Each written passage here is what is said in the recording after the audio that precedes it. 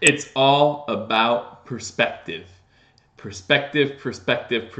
I'll tell you what I mean by that and more in this episode of Believers Talk. Welcome to Believers Talk. My name is Joe. If you're new to this channel, hit that subscribe button. We go live at least 3 times a week, Monday, Thursday, Sunday, game day. We're here for you, giving you all the Bills news, updates, and obviously we're getting ready for Week 12 here as we go against the Jacksonville Jaguars Monday night. Almost halftime of what has turned into a dandy of a game so far between the LA Rams and the Kansas City Chiefs, as expected. So hope you guys can join me at least for the halftime portion of this game. Again, I appreciate you guys joining. My name is Joe. If you haven't already hit that subscribe button, please be sure to do that. We cover all Buffalo Bills news. We're not only doing that, we're covering all Buffalo sports. The Sabres playing the Penguins as we speak. I think actually that game might be over. Let me check on the score real quick for you guys.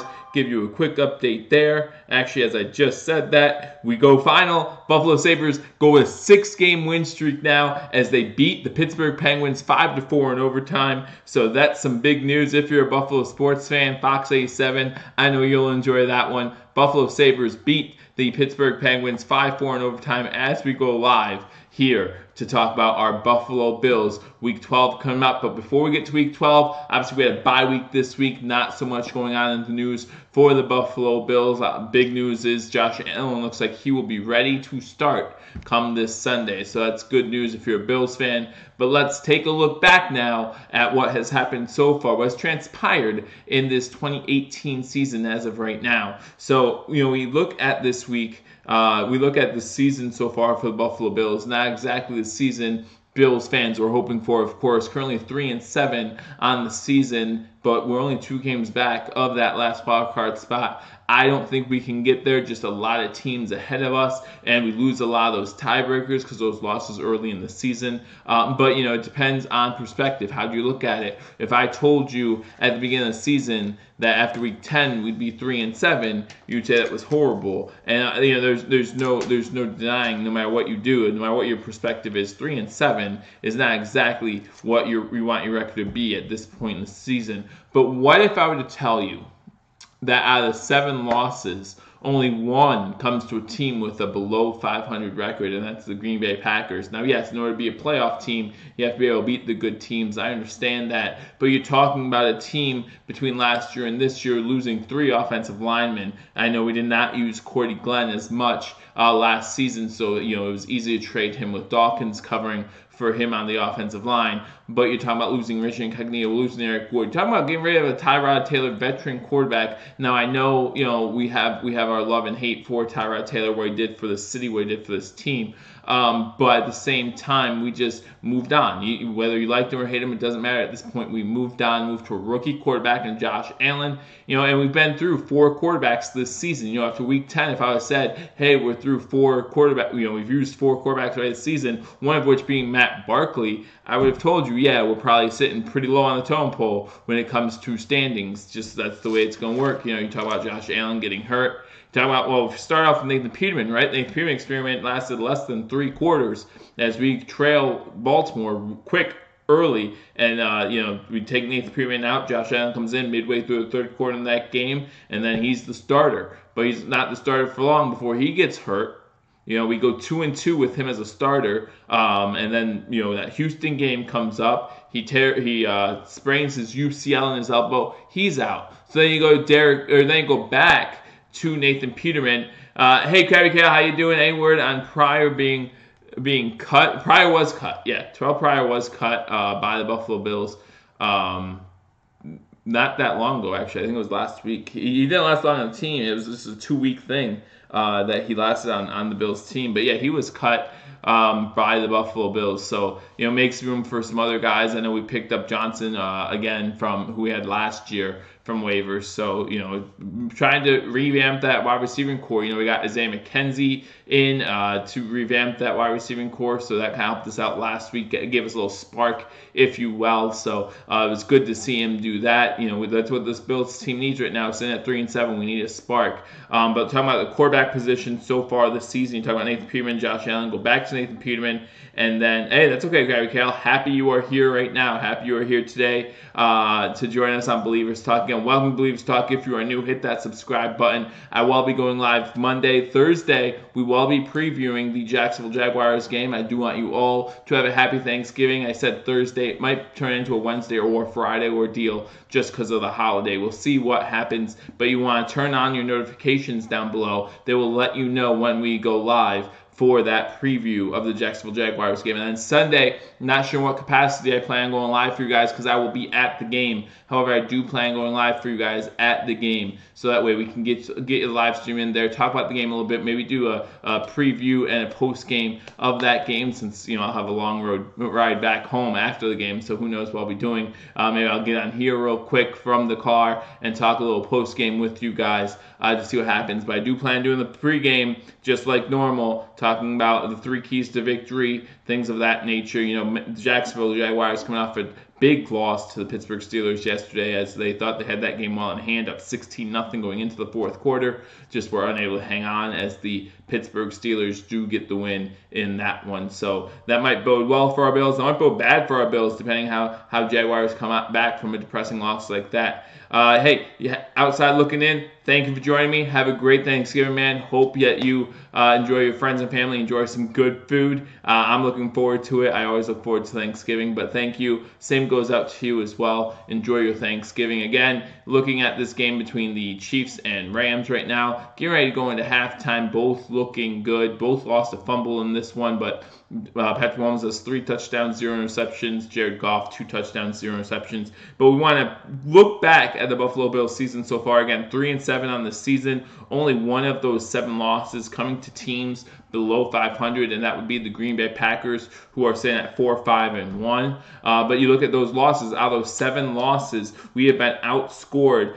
223-56. That's right. We have only scored 8 points a game in our 7 losses, and that includes losing 47-3 to Baltimore week 1. That includes losing 25-6 to New England on Monday Night Football in Buffalo. That includes losing only putting up 5 points against the Colts. I forget what they had, but we lost that one too. And there's another game where we only scored 6 points, and then of course you go back to that Green Bay game where we lose 22-0, get shut out, and that just doesn't look good. I mean, again, only averaging 8 points per game in our losses. We're getting blown out in those games. So it's not the only game that was close would be the Houston Texans game, where Nathan Peterman threw that pick 6 late in that game to give them the game 20-13. Other than that, all of our losses have been blowouts. Most of our 2 of our 3 wins have been, 2 of our 3 wins have been pretty much blowouts. Talk about the Vikings game and the Jets game. Vikings game, we were able to get on top of them early with the turnovers, and then we are able to stay on top of them. We ran the ball most of the second half just so they wouldn't get the ball and have a chance to come back in that one.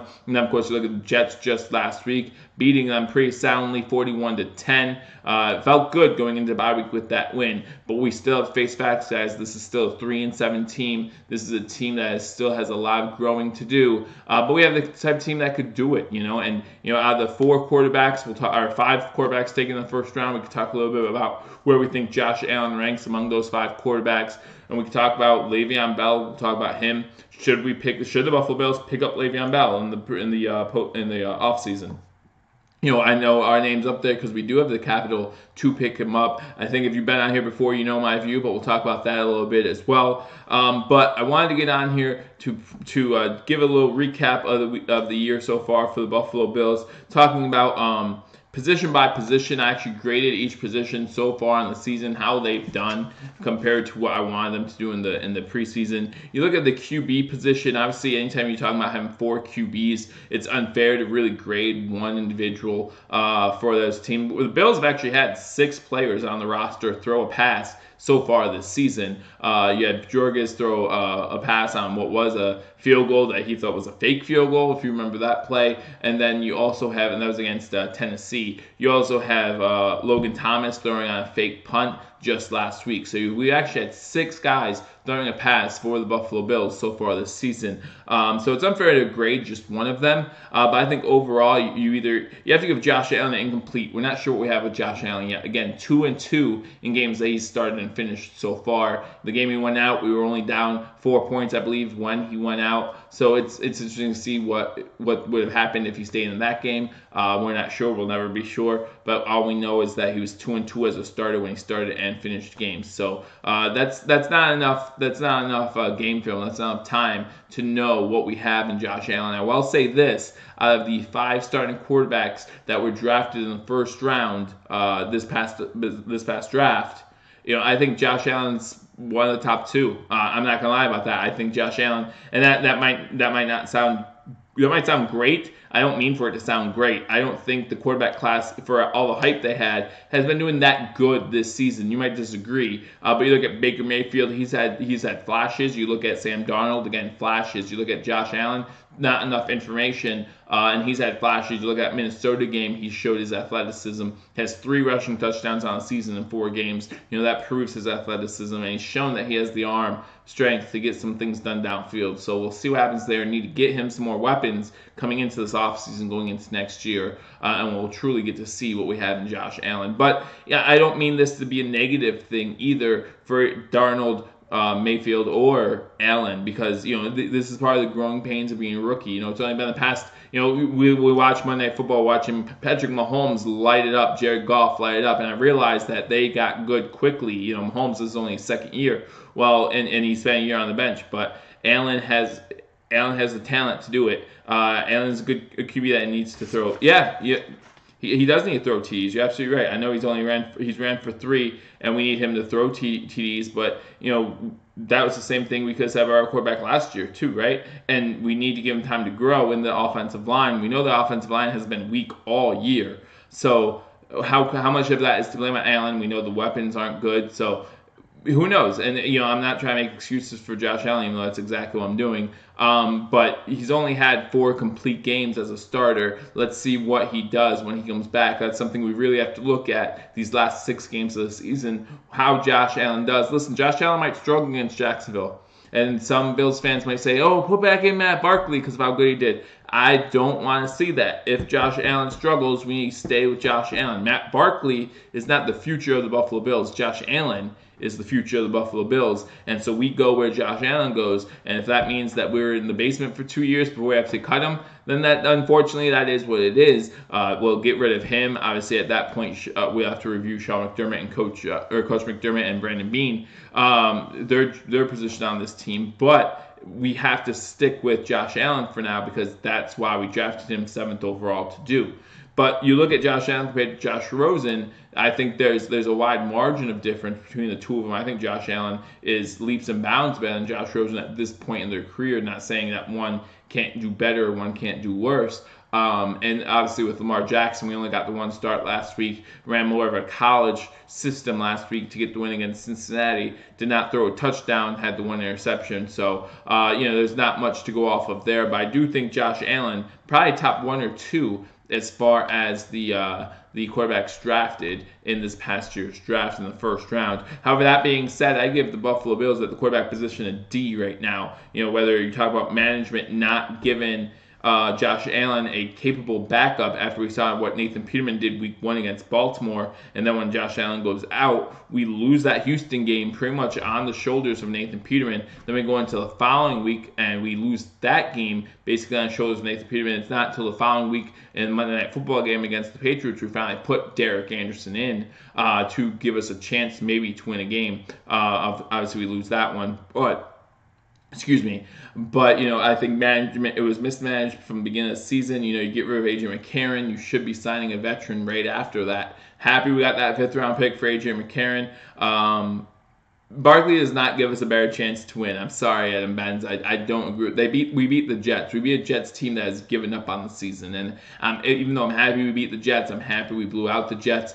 I don't think he gives us a better chance to win than Josh Allen does. There's a reason why Matt Barkley has not started a game since January 1st, 2017, before last week's game. There's a reason why he was a free agent going into halfway through the season, and that's because he hasn't shown that he's ready to be an NFL quarterback. Josh Allen, there's a reason why Josh Allen was the 7th overall pick, and again, that's because he is the future of the Buffalo Bills. And even if Matt Barkley is gives us a better chance to win what? We're not making the playoffs this year. This year has to become about growth. We're not. If you think we can go 9-7, I personally think you're delusional. Not because the Bills do have the weakest schedule remaining of all the NFL teams, but that would include beating New England in New England.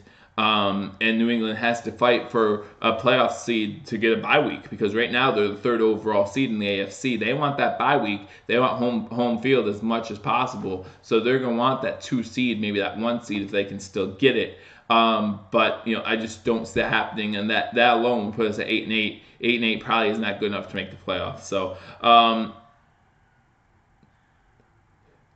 does it help more to sit or play and learn? Well, if you're talking about sitting behind Matt Barkley, what can you learn from Matt Barkley? Same thing with Nathan Peterman. You wonder what you can learn there. If you're talking about sitting behind a Derek Anderson, that's more of an interesting situation. Maybe Derek Anderson can share the playbook with Josh Allen and learn, but not sure what would be better in that situation. I think you put Josh Allen in already this season. You need to stick with your guy. If he's healthy to go, he needs to go. If he's healthy and you don't put him in, what does that say about your faith in Josh Allen? No matter what you say it is, no matter what the Bills organization says, hey, there's no reason for him to get re-injured. Hey, there's no reason for him to come out here in a losing season. Hey, there's no reason for him not to be able to learn. That's still going to hurt the confidence of Josh Allen, and that's not something you want going into next season either. You want Josh Allen to feel confident that this is his team, because in truth, that's why we drafted him 7th overall. This is his team moving forward, so let's give him the key and see what he can do with it. And you know what? With the way the quarterback salary cap system works now, with the draft salary and things like that, if it doesn't work in 2-3 years, we can easily get rid of him and get a new guy in here. It will be terrible for the 2-3 years. I'll be depressed too as a Bills fan. Believe me, I get it. But at the same time, we have given Josh Allen the key to this team by drafting him 7th overall. Let's see what he can do with that and see if he can lead us into the future and give us a chance to even maybe win this division, because Tom Brady won't be around forever. Bill Belichick won't be around forever. So we'll see once they get a little older. I say that now, but I've been saying it for 3-4 years now. Once they start getting a little older, once they start losing some speed on the game, maybe we can catch them. Maybe we're the team finally will overtake the Patriots. Who knows? Who knows what's going to happen? But yeah, so the quarterback position, however, I give that a D so far in the year. We go to the running back / fullback position. I'm looking at C-, and here's why. Chris Ivory has actually been a huge benefit to the Bills so far this season. It's going to be bad if Dable's still here. We'll talk about that in a little bit. I have that in my notes too. I don't know if I agree with you, but we'll talk about that in a little bit. So going to running back, fullback, I think Chris Ivory and DeMarco have been great at a great addition to the team this year. DeMarco's doing a great job at the fullback position, and you look at Chris Ivory not turning the ball over, which is one of the big things about Chris Ivory coming into the season, and that's why we were able to sign him over the offseason. Has done a much better job than Tolbert, or whoever his name was that we got last year from Carolina. I think he's done a much better job, especially in those absences by McCoy, at really solidifying that running back position. Really wish we would have used Marcus Murphy more when McCoy was out, but that is what it is at this point. McCoy's back in, and obviously we talked about McCoy last week, his 2 touchdowns, first game over 100 yards so far this year, and we're talking about 118 yards rushing average for the Buffalo Bills going into the second half of this season. That's not that bad. I believe that ranks about 18th overall in the NFL, so that's not that bad, about mid-pack there. And we need to keep doing that. We've seen in the games we've won, we've actually ran the ball more than 35 times in the games we've lost. We haven't even crossed 25 in most of them. I don't think we crossed 25 in any of them, but I don't want to lie here. So yeah, that is a big difference when you're talking about 40 rushes compared to 25. Why is there that huge gap in those other games? I'm not sure. I'm not sure what the difference is. Now, some of those games, like the Baltimore game, we get down a lot early. Obviously, we need to pass the ball a little bit more. But in games like the Houston game, you talk about the Green Bay game was close. The Patriots game was close at times. Why we weren't running the ball more there, not sure. But you need to be able to have a little bit of consistency. That goes to Brian Dable. That goes to what he needs to do as an offensive coordinator. So I have them as a C-. Go down to the wide receiver position. The only bright spot that I have from the wide receiver position is Zay Jones. Guys, if you have not watched the Buffalo Bills for the last couple of weeks, Zay Jones is coming into his own now. Zay Jones, a year and a half into the league, that slot receiver spot, he's becoming a little bit more reliable as a wide receiver, getting 7 catches last week, 8 catches last week, whatever it was, and a few, like 6 the week before that. I'll go over the Bills stats. You'll see he's our leading receiver, and it's not even close so far this season. You have to really like what Zay Jones has been doing these past couple weeks. Other than that, our wide receiving core has been junk. We did pick up Isaiah McKenzie, who brings a spark to that team, and I was happy to see that last week. But before that, you have to give this team a D at best at wide receiver. Tight end is a complete F. I do not like a single one of our tight ends at this moment. You know, Logan Thomas has flashes. You talk about Charles Clay just getting overpaid. These guys need to be able to step up. And you talk about those costly fumbles. You know, you talk about Charles Clay's fumble in the, I think it was the Houston Texans game. You talk about the Jason Kroom fumble in the Chicago Bears game. These are huge fumbles, big points in the game. So you can't have your star players make it, and they're one of our star players. They have to be able to make plays. You cannot have them dropping the ball on the turf and not, as Coach McDermott put it, not respecting the ball. So the second half has started in the Monday Night Football game, 23-23 at halftime. So this will be a good second half if you're a fan of some good football. So I hope you guys get to watch that. I'll go through this real quick again. O-line, I have as a C-, doing a lot better than a lot of people thought going into the season. We have moved some pieces around. Wyatt Teller's now in there the past 2 weeks. That offensive line has looked a lot better than it has in the first few weeks. So that's improving. That's constant improvement. We'll grade them more as the season goes on, see who we keep going into next year, and see who we get rid of and who we can maybe add a little more depth, what positions we can add depth at. Going to the defensive side of the ball, obviously a lot better on the defensive side of the ball. We are currently second in the league in yards allowed. We were first going into the bye. We were surpassed by the Bears, I believe it was, this past week. But we are second in the league in yards allowed. So the defense is obviously our strong suit, a top 5 defense. We know what this defense can do. Going forward in the rest of the season, whatever this defense does, I'm not too disappointed. I know what this defense can do. My only concern is watch out for Leslie Frazier's name to start being mentioned and maybe some head coaching vacancies, depending how many head coaching vacancies there are going into next season. I won't be surprised if we hear Leslie Frazier's name and then all of a sudden we're down a defensive coordinator. We know Leslie Frazier has tried in the past to be a head coach and has failed. Let's see if they ring his bell one more time and see if he can come in to help another team out. I don't know. I hope not. I like Leslie Frazier there. You're talking about mid-pack defense when Rex Ryan was here, and in 2 seasons he has them as one of the top defenses in the NFL. So going to the defensive line, I'm giving them a B. I think there's been a huge improvement on our defensive line from last year to this year. Jerry Hughes is playing well. Shaq Lawson's playing well. Trent Murphy has 3 sacks on season. Just wish he can stay healthy. And then you talk about a run defense in the middle there with Kyle Williams and the guy from Carolina whose name is hard to pronounce, so I can't remember off the top of my head. But signing him was a huge signing as well. So those are some big acquisitions. Big names. Our rush defense is one of the best in the league. Our pass defense, I think, is first in the league. So that's huge. So we talk about our defensive line. I give them a B. I think we're mid-pack as far as sacks is concerned too so far this year. I think we have 25 on the season. So give the D-line a B. Linebackers, giving them a D-. Love Tremaine Edmonds. Great pickup in the first round for us. I think he's a star in the making. I really do. Logano is doing well. Even Lorenzo Alexander is doing great. Just being that veteran leader in the linebacking core. I think they've done a great job. I feel like sometimes they've gotten lost in coverage downfield. I want that to improve going forward. However, if you look at the linebacking core overall, B-. Cornerbacks, I have the cornerbacks sitting there at about B+. I mean, you talk about Tre'Davious White, one of the best cornerbacks in the league, one of the most underrated cornerbacks in the league. I'll say that until he gets the respect he deserves as a top 5 shutdown corner in this league. You watch games. You watch that Houston Texans game, and I know Hopkins had a touchdown. Myth, how you doing? Welcome to Believe Stock. Glad you're here, man. Talking a little Buffalo Bills, giving the recap so far on this season, giving grades at position by position, and then I'll give the final grade at the end of this, and then we'll talk a little bit about Le'Veon Bell. We'll talk a little bit about Josh Allen, although we've already done that a little bit in this episode, but we'll see what everyone else has to say. But yeah, you talk about Tre'Davious White. He needs to be considered one of the best corners in the NFL, because I think he is. You look at that game against Houston. Hopkins, I know he had that touchdown, but man, he was shut down most of that game. You talk about some other of these games, you watch how Tre'Davious White does against their top receiver, and you'll see him get shut down. Thielen got shut down for most of the game against Minnesota, and we see what he does against everyone else so far in this league. I mean, it's just been a great job by Tre'Davious White.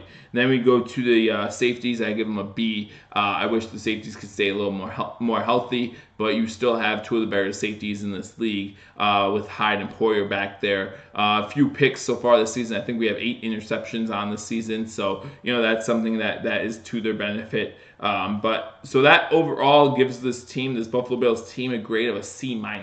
That's where I have us so far this year. Again, 3-7. You say a C-. That might be a little better, might be a little stretching it, but you are talking about one of the top 5 defenses in the NFL. You're talking about a team that has lost 6 or 7 games to teams with a 500 or better record. We're not losing to junk teams, and I think we'll see that in the second half of the season, as we have one of the easier second halves of the season to go. I think you'll see that we'll pull off 5-6 wins. It won't be like we're finishing 3-13 here. I think we will surprise people, get a few more wins coming in the second half of the season for us, and that will help us get what some people will call a worst draft pick, but it will help us evaluate the talent that's currently on this Bills roster to see how we can do going into the 2019-2020 NFL season. So going through the numbers real quick on offense, currently 31st in yards per game, 32nd in passing yards per game, and 17th overall in rushing yards per game. I said 118 earlier. It's actually 108.8 rushing yards per game. We get 13.7 points per game. That's 32nd in the league. Behind, we surpassed Arizona. Arizona was able to get a few more points this week against Oakland, so they surpassed us again, putting us back at the bottom of the league in points per game. We have 22 giveaways so far, guys. That's really the big bad thing for the Buffalo Bills. That's second worst in the league. 22 giveaways is not how we're going to win games. We know this, guys. A lot of these games are decided by penalties, which we have a lot of penalties so far this season too, and giveaways. We give the ball away. Turnover margin currently -7, and that's just not going to get the job done in the NFL. That's 26th overall in turnover margin. So we need to be able to do better. Last season we did great at that. We need to be able to do better if we want to succeed in the rest of the season and going into next season as well. Talk about defense. Defense, we have 25 sacks. That puts us 18th overall in the league, and 15 turnovers. That puts us at 10th. Still, you look at the fumbles forced compared to the fumbles recovered. Huge margin there. I believe we're sitting over 20 fumbles forced, and we only have 7 fumble recoveries. That's a huge difference. We're tied for first, I believe, in fumbles forced, but we're down like 5th or 10th, I believe, in fumble recoveries. We need to be able to jump on the ball. If we force those fumbles, I get it. Some of those fall out of bounds. Some of those players fall right back on. I get that. But if the ball's sitting on the turf, you need to be able to get that ball. And that's something that Coach McDermott has stressed. Brandon Beane is behind Coach McDermott. I'm behind Sean McDermott. I really like him as a coach, guys. I hope that you guys do too. But yeah, I'm behind him, and I think that he'll have this team turned around faster than you guys think. I already look at that defense and say, wow, that's impressive. Hopefully he, with a good offensive coordinator, can get that offense turned around. So let's talk about that offensive coordinator. Brian Daboll's been a lot of fire, because you look at this offense. I shared some numbers with you. 32nd in points per game, 31st in yards per game, 22 giveaways. You need to fire your offensive coordinator. That's what a lot of you are saying, right? That's what outside looking in, that's what you say, right? I disagree, and here's why. You're talking about in 10 games, we've had 4 different quarterbacks, 2 of which started the season on free agency. I mean, you can't expect your offensive coordinator to be able to do things with that change at quarterback at the key position. The quarterback position is that key position, right? You cannot expect him to come out there and just all of a sudden have a great offense that any quarterback can run. If any quarterback can run your offense, you don't have a good offense in the NFL. That's the problem. That's the problem. But now we're looking at a team where we have to run an offense that every quarterback can understand, because we're getting these guys off the bench and we're saying, hey, come in after we've only had you for 12 days. Even Matt Barkley put up 41 points last week, but guess what? Mark Barkley didn't play that well. He didn't play bad, and he didn't turn the ball over, and that's how we win. You can't blame Dable for the turnovers, especially the one, Terrell Pryor, blah, blah, blah, giving it up to the Chicago Bears, You talk about Charles Clay. I have the ball, bam, pops it out, fumble against the Indianapolis Colts. You cannot blame Dable for those things. Now I've been debating with some other guys, hashtag sports especially, on illegal procedure penalties. They say it's on the head coach. I'm not so sure about that. I think these players need to know how to line up. But, they might have a point. I'm not going to argue their point. They could have a point there. But either way, those penalties, some of these big penalties, you can't blame those on Dable. Let's give him a full year with the guy that we have as our guy and Josh Allen under the helm. And, maybe these 6 weeks determine that. You're talking about 6 weeks with your guy at quarterback. What can you do against some of the weaker teams in the NFL? Again, we have the best schedule coming up going forward from this point on in this NFL season. How good can this offense look against some of the weaker competition? We're going up against the Jacksonville Jaguars team who last year had one of the best defenses in the NFL. This year, not so much, okay? We need to be able to score points against this team. You look at a team like, they had Pittsburgh on the ropes. 16-0 going into the fourth quarter. Pittsburgh scores 3 touchdowns in the fourth quarter, win 21-16. Who's winning right now? Right now, the LA Rams and Kansas City Chiefs are tied at 23. Rams have the ball 4th and 1, and they're going for it. Looks like there is a timeout by the Rams before the snap goes off. So right now, it's a tie game. I possibly see you at the game this week because oh, nice, Smith. That's awesome. Yeah, I'll be at the game. Maybe we can message each other on Twitter or something like that, and I'll tell you where we'll be so that way we can join you and just say hi, see how you guys are doing. I do plan on hanging out with some of the guys, maybe finding some of the guys from Buffalo Fanatics, hanging out with them for a little bit. Yeah, I do plan on visiting some of you guys. I'll be with family myself, so we'll see what all happens, but yeah, maybe I'll shoot you a message or you can shoot me a message and we'll see if we can get connected for the game, say hi and see how you're doing. But I do appreciate your support. Again, thank you for watching on Believers Talk. My name is Joe. If you're new, hit that subscribe button as we give you a little recap of the Bills season so far, getting you ready for the second half of the season as we come off the bye. Back to work, baby, as Jacksonville's coming up this Sunday. Happy Thanksgiving week to all of you. Hope you all have a safe and happy Thanksgiving as well. But that's what I have to say about Brian Dable, if that all made sense now that we're not talking about him anymore, or I stopped talking about him for a minute so that way we can talk about the Chiefs-Rams game. It's currently tied again, like I said, third quarter. But yeah, Brian Dable, I think these next six weeks are key. I might begin to agree with some of you if we still put up these numbers, last in the league in points per game, last in the league in yards per game in these last 6 weeks. Now, if I see it against Jacksonville, that's okay. You just got Josh Allen back. Let's give you a little more time. But if I see it in all 6 weeks, if that last game against Miami, our offense doesn't look better than it does this week against Jacksonville, then I can say, hey, we have problems here. But again, are you still going to fire Dable? Because what I don't want, and what no one should want for their team, is to fire a coach or a coordinator midway through the season. Because normally when you do that, that means your team's not doing so hot. It's easy to mask problems when you're winning, right? But normally if there's someone getting fired midway through a season, it's because your team is not going to be playing all that well at that point. So, Krabby Cal, you ask, is Clay here for another year? Or can we cut him at the end of the year? We can cut him. We can always cut him, right? But the problem is, again, all of his money is guaranteed, and I believe that's true going into next season. We'll talk more about salary cap situations and contract issues between players during the off season. But if my memory serves me correctly, we did that during last off season, and we still have Charles Clay on a fully guaranteed contract next year. I believe the money is a little bit less than it is this year. I think this year we're paying him like $8.6 million fully guaranteed.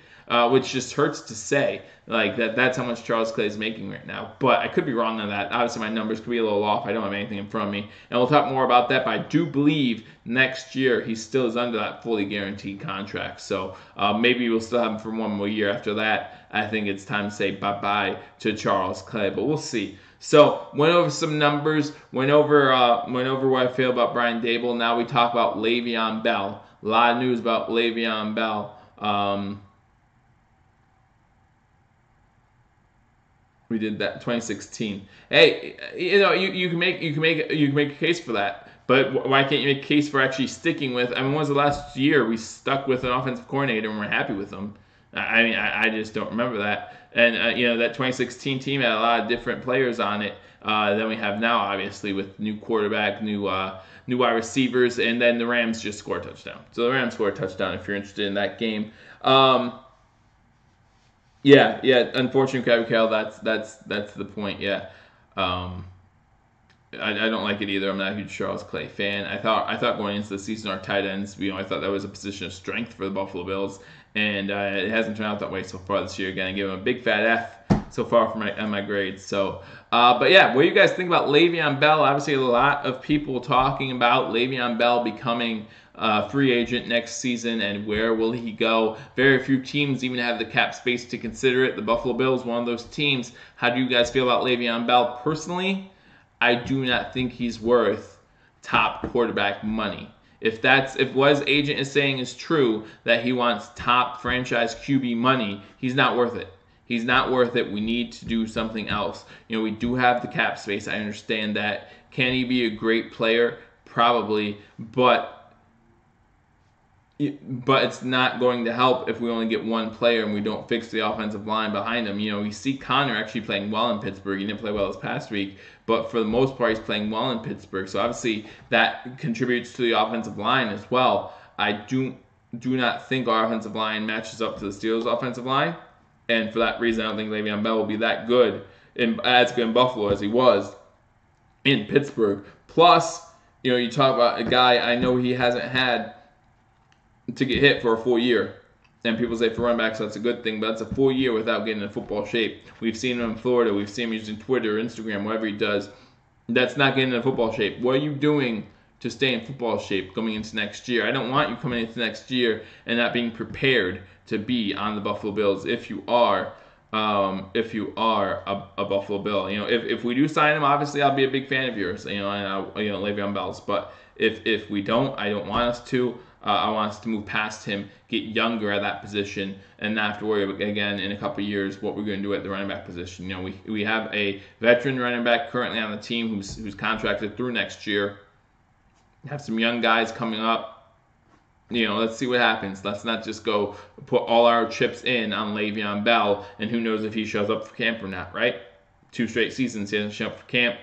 This year he doesn't show up for his team at all. I want a true team player. And obviously he was worried only about himself in this situation. And you know what? You can say what you want about that, whether it's good or bad, but I want something else for the Buffalo Bills going into the future. So that's how I feel about Le'Veon Bell. Talk about Josh Allen a little bit. I do believe Josh Allen is probably top 2 as far as the quarterbacks that came out in the first round of the draft this past season. Obviously, you can't say too much about Lamar Jackson after only one start. Didn't look that great, but he didn't look bad either, and he did get his team to win, which is the most important thing.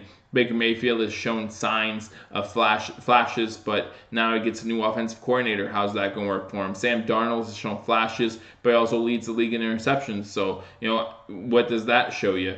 And Josh Rosen just on a bad team. I can't say too much about him either because he's on a bad Arizona team. Arizona has a worse offensive line than the Buffalo Bills do. And how can you grade him on that? Especially, I've only seen 2 Arizona Cardinals games also this year, so he wasn't expected to be a starter to begin the season. He comes in early in the season and he's doing the best he can with a bad Arizona Cardinals team there. So that's how I kind of feel about that situation as well. It would be a waste.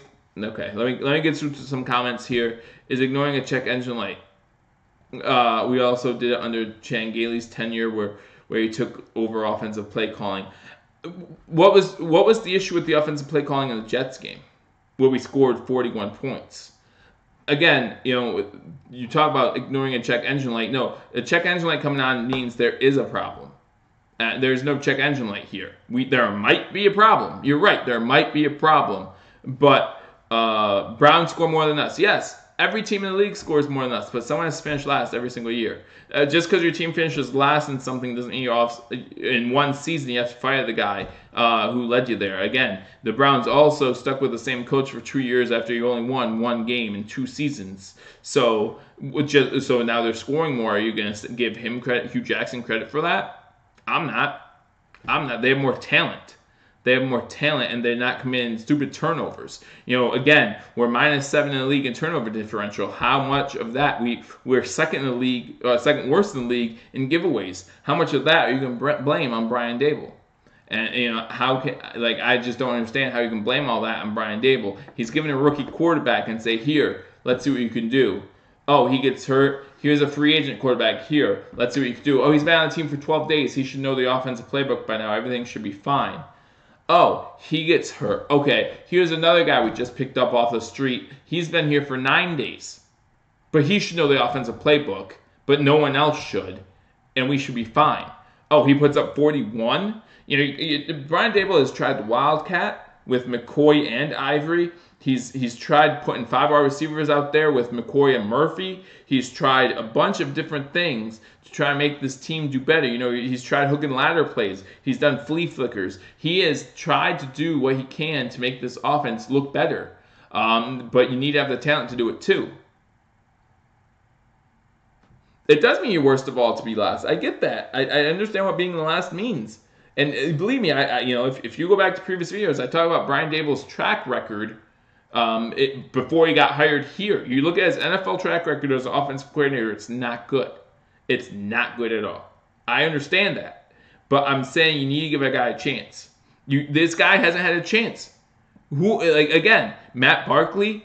Oh, your job relies on how well you do with a guy who's been on your team for 12 days. And when he gets hurt, it then relies on a guy who's been on this team for 10 days.